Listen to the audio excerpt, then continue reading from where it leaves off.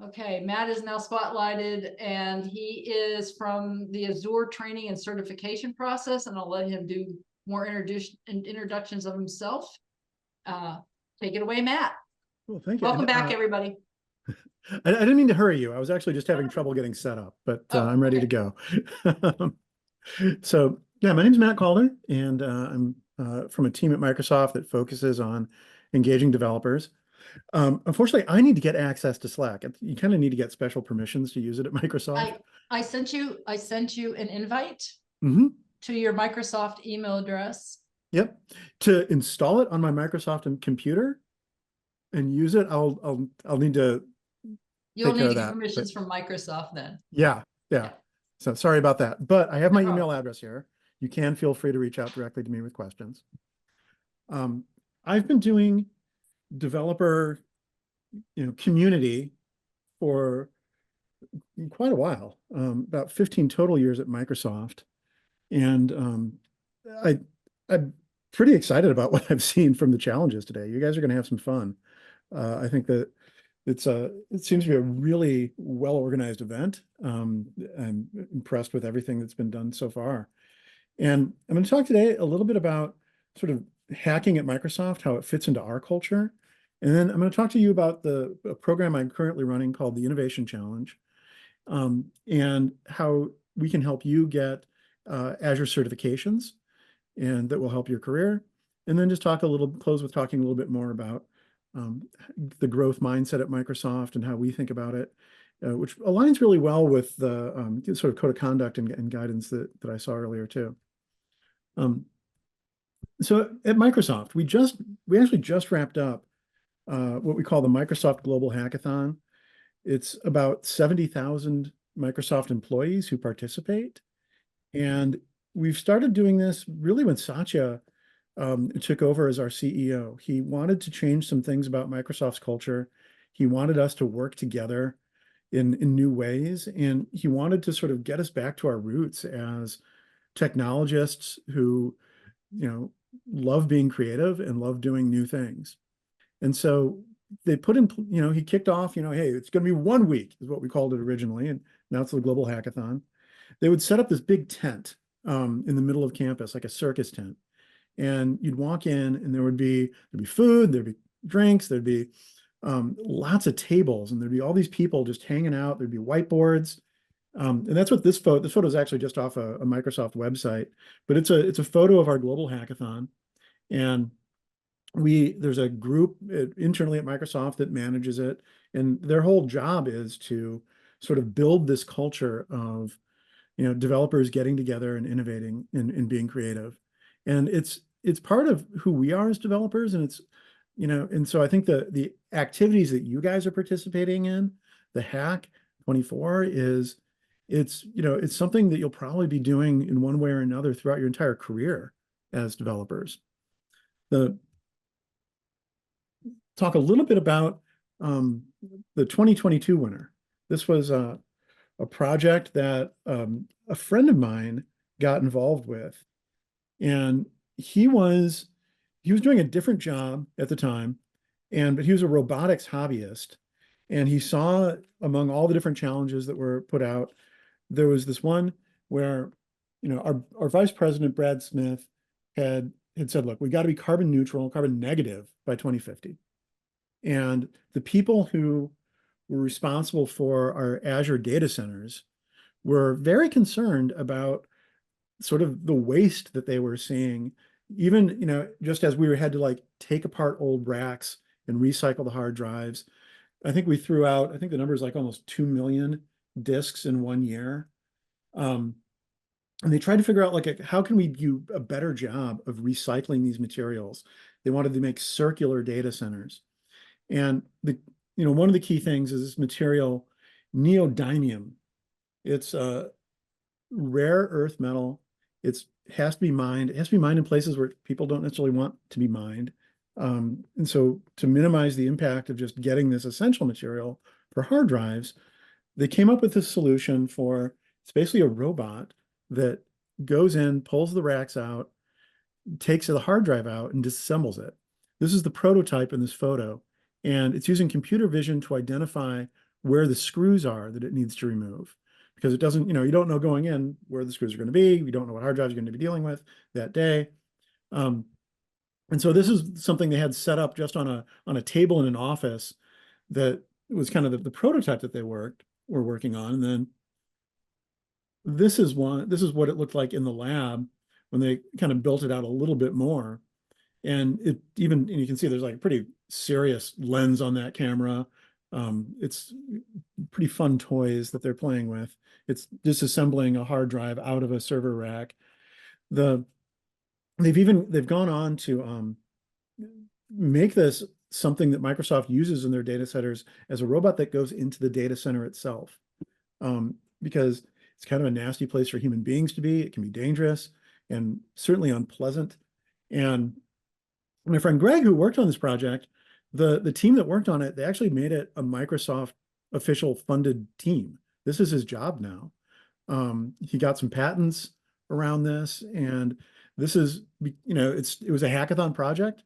It was, hey, let's all just get together and geek out and have fun. But it's something that Microsoft is actually using today in our business, and the people that worked on it get to keep working on it. And I share that because I think it's just a pretty fun example of, we don't know what problems we're going to have to solve, but we know there's going to be problems, and we love as developers to build stuff. And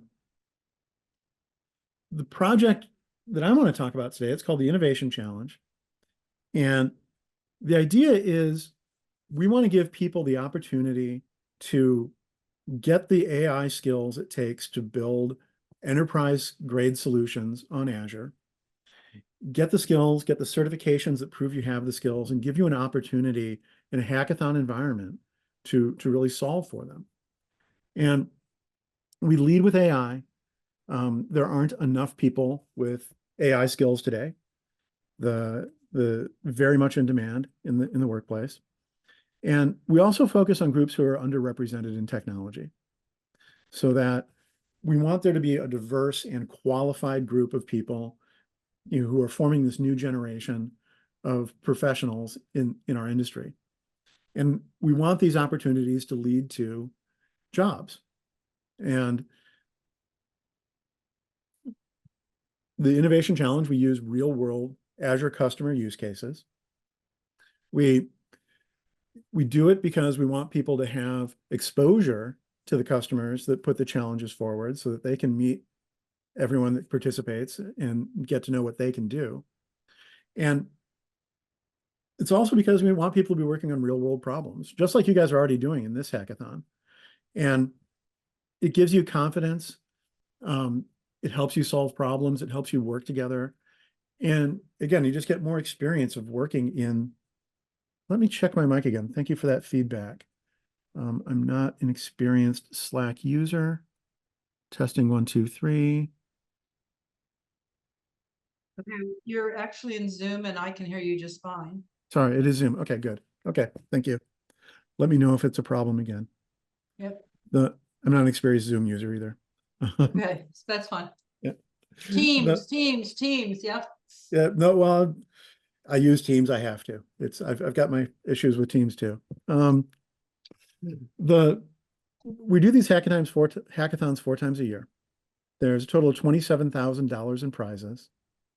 The first place team gets $10,000. I've got one coming up very soon, but you guys are going to be busy on your hackathon. The second one I'm doing will happen in December. There'll be another one in March and one in June. And these are invitation-only events, but they will be open to people who participate in Hack 24. The way to get an invite is you do need to get one of the 3 certifications that I highlight here. We want people to have, we're going to have people working in teams of, 2 to 5, and you need to have kind of a combination of skills. And so the 3 Azure certifications we encourage people to get are the AI 102, which is our AI engineer certification, AZ 204, it's the standard Microsoft Azure engineer certification, and DP 100, which is for data science. And you can also qualify by getting one of our applied skills credentials. And I'll do a demo in a minute and show you what that is. This slide just sort of shows the journey. Everyone is here sort of on that left side, getting ready, learning building skills. You're going to learn a lot in the next 4 weeks in the Hack 24. And then we've got some other resources that I can share with you, and I'll show you in a minute, that you can use to prepare for these exams. And also, I will provide vouchers so that you don't have to pay to take the exams.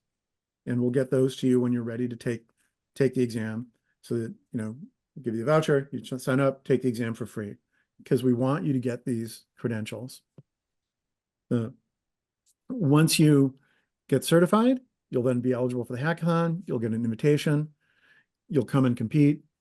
And there's a lot of Microsoft people who volunteer as coaches, as well as people from our customers who put the challenges forth. At Microsoft, if you say, hey, I'm having a hackathon, people show up. It's part of who we are. We want to help foster the community. And feel free to keep asking questions in chat. Is it open to high school students?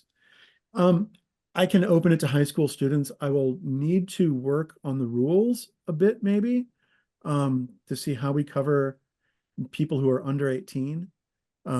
So I can't say exactly how it works. Community college for sure. It's certainly open to anyone over 18. I will have to work on how we manage people younger than 18, especially because of the prizes. And if we have ideas about how to open up new opportunities for high school students, I'm open to that as well. Please reach out to me. In order to get a link to the program, we'll keep communicating with you. I will get access to Slack. I've got a colleague, Brant Jones, who will be in the Slack channels. I will continue working with Thelma. And the way it'll work is once you're ready for the exam, we'll get the voucher to you. Once you've passed the exam and you've got that credential, or you've passed an applied skills assessment and have that credential, then you'll be eligible to get the invitation to the hackathon. And I send the invitations out about a week before the hackathon starts so that you can register, because it is closed. Okay, I'm going to switch over and go to a demo here.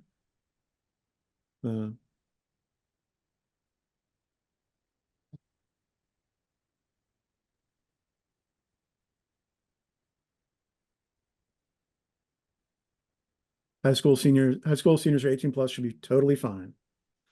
What I've seen is that most of the people who participate, they range anywhere from 18 to early 20s typically. Maybe they've got 1 or 2 years of professional experience, but even if you don't, this helps you get professional experience. Very soon you'll be in a job interview where someone will ask, tell me about a project you've worked on.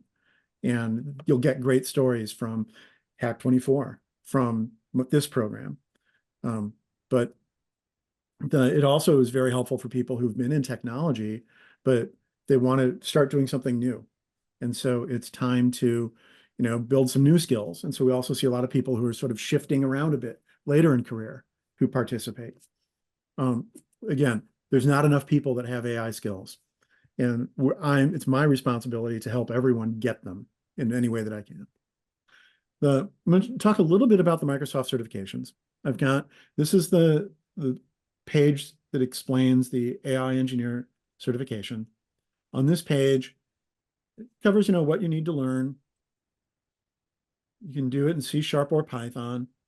And it might surprise people who are Microsofty saying this, but I'm encouraging people to use Python, even over C# these days for AI. Microsoft is really getting behind Python. It is very useful language today. In order to prepare, you've got links to the course, and it breaks it down into these separate paths. Get started, create a computer vision solution, develop natural language processing, implement knowledge mining. If you go in here, I'll click into computer vision solutions. See, it's about 3 hours, 3 hours, 8 minutes of learning, 5 modules. You go through I won't go through all of them, but there's some of it is sort of text-based, code samples. You read through it. explain some more concepts, how we think about it. And then it also includes exercises. And so this will load up a lab. I won't make you wait to watch everything load. You can launch the lab. We provide virtual machines for many of these when we can. Most of these can also be done with an Azure free trial or pretty inexpensively. But we try to make as much of it as possible free. Now I mentioned the applied skills as well. The whole preparation for an exam, it's probably going to be over 40 hours of study. And then here on this page, you've also got practice assessments, a lot of videos that you can watch. And then it takes, it's a long exam. It takes, an hour and a half at least to get through and answer all the questions. And you might take the exam and not pass it, but you still want to compete in this hackathon. We've got a second type of credential, the applied skills credential. And applied skills you can kind of think of them as a subset of the Azure certifications where you don't have to take the full exam. But again, let's just look at the build an AI vision solution. There's no cost to these assessments at all. You do get a Microsoft credential for it. And similar to the full certification, there's the learning path, and it's just this module of the overall certification exam prep. You just learn how to do these pieces of it. Probably takes about 4 hours. And then you have 2 hours to just go and basically create an AI vision solution. I prefer this because I don't really like to take tests. I'd rather just get in and build things. I would rather just get a few of these instead of getting one big certification. But there's options. And if someone is prepared for the certification exam, they haven't quite passed it yet, but they can pass one of these, I still think that person can be a really valuable part of a hackathon team. That person's going to learn a lot more and get a lot closer to passing the exam. And I usually don't talk too much about the exams, but they really are pretty valuable in terms of standing out when you're applying for jobs and showing that you can do it. Now, these links, the assessments are free, the exams have a cost, but we will provide a voucher so that you don't have to pay. So for people participating in Hack24, the exams are also free. To help you get ready, and these are the links that Thelma put in the chat, I've set up basically leaderboards. I'm signed in with my Microsoft Learn profile. I'm gonna go ahead and click join this challenge. It's 50 days to complete all the learning. I'll start learning. And you can see we've put all the modules on Microsoft Learn that map to preparing for that certification. We've put all of them into this challenge for you. You can go through, you can see it's tracking how much I've completed of each of them. I actually kept getting stuck on this one because it's got a tough exercise that I haven't quite made work yet. And I don't want to actually move forward till I get the code working. And then what it does is it also has, there's going to be a leaderboard where you'll see, maybe I can show you one where there's other people on it. Set up some of these for other organizations. See if I go to GenSpark. You can see this is how the leaderboard shows up, and you can see all these people have already completed all 40 modules. And it's a nice feedback loop so that you can tell sort of how you're doing, continue to advance and kind of stay motivated, because it's, just like working in a hackathon and learning these skills with other people, it's a lot more fun to do this if you realize you're part of a community, and part of a community that's there to help you. So let me see if I can get back to my PowerPoints. And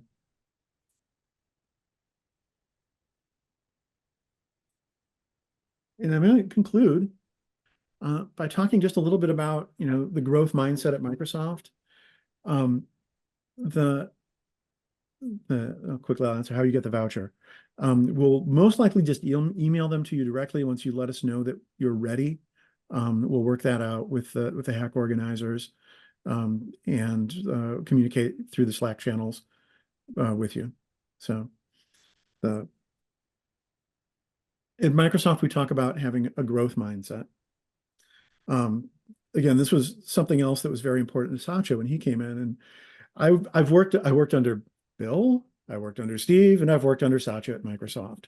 And it's a different company every few years, and it's been very different based on who the leader is. Under Bill and Steve, we had a culture of, I always thought of it as the culture of being right.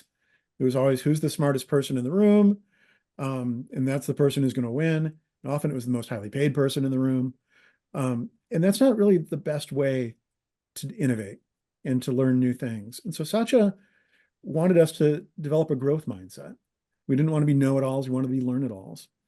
And we've very deliberately worked on having this approach to things where it's not about, what it's about what you're going to learn. It's about, being aware of yourself, being self-aware, being willing to experiment, being willing to learn from your mistakes, being willing to learn from your failures, and being open to that and open to the process of learning. And I think this is important to take into the experience you're going to have in Hack 24, because you're going to hit some roadblocks. You're going to get frustrated. My favorite part, and this is from an internal Microsoft webpage, my favorite part of this whole slide is down here, the embrace the power of the word yet.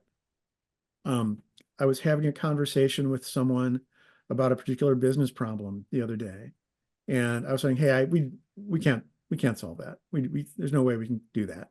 And he said, "Matt, there's no way we can do that yet." And I was like, "Okay, thank you. I need to have a growth mindset here. I am a technologist who comes up with solutions to problems that haven't been solved yet, and yet, it's the power of yet." I think as technologists, it's important to be very positive about the future and the powers of what technology can do. And it's exciting. I was getting excited. I kind of wanted to build the challenge from the Audubon Society, the bird locator app. I was kind of thinking where I'd go to get the data and things. Again, give me a challenge and I'll try to solve it. I'm going to stop sharing my screen. That is all of my slides. But I'm happy to take a few moments to answer questions or talk about the program. I want everybody to be excited about hacking. So what I'm going to have you do is put your camera on if you want to ask the question verbally. So, and that way Matt can see who he's talking to. Go ahead. Hello, Matt. Thank you very much for your presentation. So can you tell me that, like, with the program and like the AI courses, like, do they require a lot of programming skills to learn all of those modules? I think that, well, okay, the final hackathon, you have to have working code. The team has to create a working proof of concept solution. We have you put it into GitHub. You have to have a video demo of what it does. I would say of the 3 certifications, the one that requires the least amount of coding is the AI engineer. A lot of the tools are, that's the whole thing about generative AI, right? It's natural language is the user interface. Within that, though, you will need to do some coding. And, as I mentioned Python kind of jokingly, as a Microsofty loving Python, because, C#, we're always C#, Windows, C#, SQL. But we've really embraced Python. Guido, one of the creators of Python, works for Microsoft now. And Python's a pretty accessible language to learn. And so if you are a beginning coder, I would encourage you, start with Python. You'll start looking at other people's samples. Part of having a growth mindset is building on what people before you have done. And so you get in, you just kind of start playing with something works, see if you can make it work a little differently. And I guess the other thing I'd suggest is GitHub Copilot is a really great tool for someone who's learning how to code. It's a great tool for someone who's done a lot of coding too. But if you say like, hey, explain how this works to me, Copilot will explain like, this is the part of the code that does that. This is the part of the code that does that. If you tell Copilot, hey, I need some code that does this, it'll produce some sample code for you. So it's really, it's your AI assistant that's there to help you. I think GitHub Copilot's a great thing to use. And I don't know if there's some folks who have been professionals for a while. You might, my favorite thing about Copilot is it's actually very good at COBOL. So if you find yourself having to deal with some legacy app on some old mainframe, GitHub Copilot helps. Does that help answer your questions, Pam? I Yes, forgot that thank you very much. Microsoft now owns GitHub, so definitely if you have questions about GitHub until George comes back, Yeah. ask the team at Microsoft. Of course, some of them are over on the Big Island where they were having some technical difficulty, so you might not get answered until next week. So. Do reach out to me. I've got folks at GitHub who I could probably rope in to help and get answers if I myself can't answer them. I'll answer John's question in chat real quick, and then it looks like Yoramu has his hand up. A little bit confused. Recommend all 3 cert prep for hackathons that are required for something else. Okay. First of all, there's 3 certifications that I'm recommending. One of them, just get one of those certifications as a step forward on your own professional career. Each of those certifications is, recognized throughout the industry as, it demonstrates that you can do the job. In order to qualify for my hackathon, you need to have passed at least one of those certifications. And so take a look at the different options and pick the one that's a fit for you and where you want to go. Garamu had a question, I think. Did you, Garamu? Yeah, I just had a question about the voucher. If you have to retake it, does the voucher stick around, or no? Is it a one-time use? The voucher is one-time use, and if you need a second voucher, we'll work with you. And okay. So we've got those practice assessments that I show on that page that I showed you. I take a couple of those. I take one before I even start to study.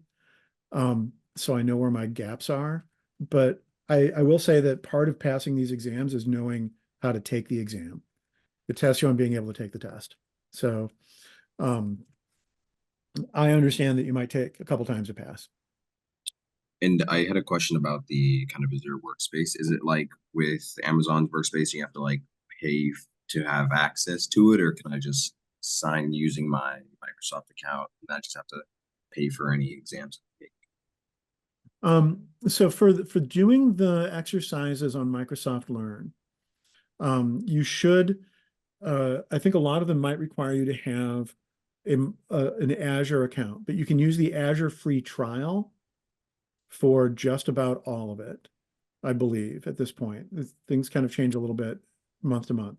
With the Azure free trial, you get 30 days of everything for free, but then you actually get a year of almost all the AI services are free for a year, and some of them are free forever. And so things change a little bit, but yeah, there may be some things that you would have to pay to access, but for the most part, it can be done with the Azure free trial. Okay, sounds good. Thank you. John, do you get one voucher for one exam per person, or can you take all 3 exams for free? Honestly, the rule is I can only provide one voucher for one person. But if you are taking multiple exams, I will work with you. So Microsoft gifted us some vouchers, and we don't have an unlimited number. So Yes. It will be somewhat first come, first serve, but I will not be sharing multiple vouchers directly from me. I'm supposed to be managing it for them. So you have to come to me and I go to them. After that, if you want to do multiple, you can go to Matt directly. So, but there's 100 and some odd people involved in this program, and we have 50 vouchers. So, and don't come to me and say, I want a voucher. You have to go through all the classroom work before you can ask for a voucher. So Showing that you're on that leaderboard yeah, is a good way to show you've done the work. that you're ready to actually take the test. Because if you fail the test, if I give you my certificate and you fail the test because you weren't really ready, then that's a voucher that I couldn't give to somebody else who was ready. So Matt and I will be working on making sure that the vouchers are used properly. So anyway, and if like only 5 people are interested, well, that's a different thing. But we're, right now we don't know how much interest there's going to be. I would like to hope that there's a lot, because this is a gift that you don't often get, and I'm very grateful to Microsoft for sharing this gift with us. So I really hope all of you, whether you're in college or I guess if you're 18 or older in high school, you could do it. Yes, that was one of the questions. You can compete in the hackathon for sure if you're 18 or over. Yeah. So you can take the exam if you're under 18. Yeah. And I'll probably, listening to what you had to do for the minors for their registration, I'm like, okay, well, I'll ask Thelma how she does this. I'll maybe do it her way. It's not that hard, and the parents are, the parents are thinking, okay, how are my kids going to make money while they're living on Hawaii, in the most expensive place in the world to live, in the state of in the US? So we're here to help you get some of these cool certifications. So don't I know you're in college and you're in high school and you got a lot of work to do. And like you said, it's like 100 hours. No, it's 100 minutes to take the exam. It's probably 140 hours. But I'm sitting here going, oh, I want to take the AI one, and I know enough about technology. I should probably be able to figure it out. So, and Copilot's been really helpful for people. So we wanted to have a training on that, but things got kind of convoluted and the kickoff was so early. So we may be arranging with Microsoft a Copilot training, hint, hint, want, for after the hackathon, because we're going to try to keep some of these trainings going year round now. So please stay. That's why I set up a hack network, not a hack 2024, is because we're going to try to keep the hack alive and keep you informed of all these learning opportunities and resources from our sponsors. I'll quickly answer a couple of questions about how the test is administered, and then I'll explain what that link is I just put in chat. How is the test administered? You can actually take it two ways. You can take it online, where there's a VM for anything you've got to code online, or you just take the test online. Or you can also go to what we call a testing center. Like when I've had to take these, I went to the local community college, like 5 minutes from my house, 10 minutes from my house. And you go in the room and they're proctored, show your ID, go in, take it. So you either take it in person at a testing center or online. That link I just put in the chat, next week, actually, for as part of the event we're kicking off, there's going to be a 30-minute session on how to use GitHub Copilot to, you're in a hackathon, you've been given a problem, ask Copilot how to do it. And so we're going to start, that's the first one I'll have for you guys. But yeah, happy to help people use GitHub Copilot too.